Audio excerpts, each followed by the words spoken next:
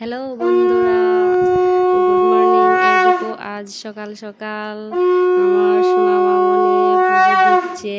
দেখো কিসের জন্য, আজ ওর শুভ জন্মদিন, তাই ও ঠাকুর করে ঢুকে পড়েছে আর পুজো দিচ্ছে। সবাই ওর জন্য আশীর্বাদ করো, ও যেন ভালো থাকে, সুস্থ থাকে, অনেক বড় হতে পারে, ওটাই কামনা করি আমি। আর আমি ওর জন্য তাড়াতাড়ি করে অনেক কিছু রান্না করেছি। সকাল সকাল অনেক কিছু রান্না করেছি বলতে কি রান্না করেছি জানো? ওর পছন্দের জিনিস রান্না করেছি।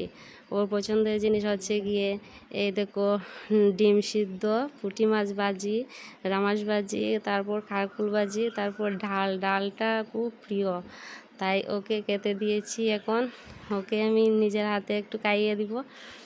তোমরা দেখতে থাকো আর ওর জন্য আশীর্বাদ করো, ও যেন অনেক বড় হতে পারে। ওর জন্মদিনে এই দিনে ওকে আমি পেয়েছি। আমার লক্ষ্মী মা এসেছিল আমার ঘরে, তাই ওর লক্ষ্মী মার জন্য আমি কিছুই করতে পারিনি, যাটুকু পেরেছি তাই করেছি। আর কি বলবো। ওকে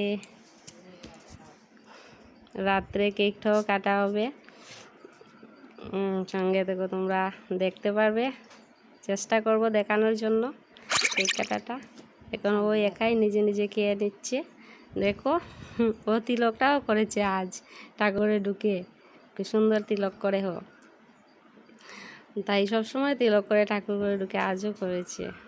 আজ আমার খুব ভালো লাগছে, ও নিজেই তিলক টিলক করে সেজে গুজে খেতে বসেছে। খুব মজাই লাগছে।